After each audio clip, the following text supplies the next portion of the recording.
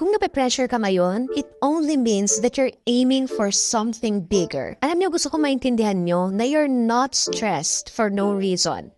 You care because it matters. Nape-pressure ka sa ginagawa mo ngayon, na-overwhelmed ka kasi alam mo deep in your heart, you want to achieve something. Gusto mong maging maayos yung resulta nito kasi pressure is not always a bad thing.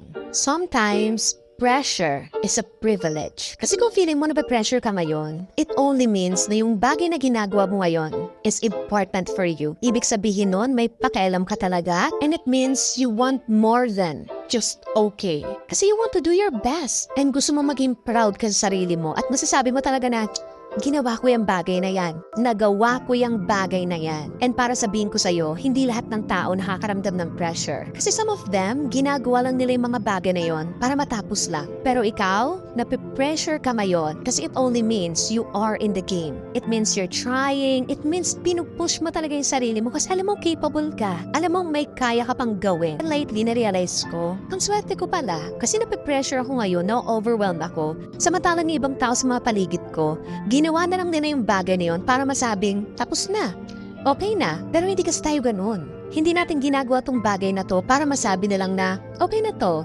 tapos na siya. Hindi. Kaya ako nape-pressure ka ngayon dahil sa entrance exam, sa college, sa career na iti-take mo. Gusto ko malaman mo na that's not a weakness. Kasi it only means na you're taking your life seriously. Kasi pressure only comes when something is important.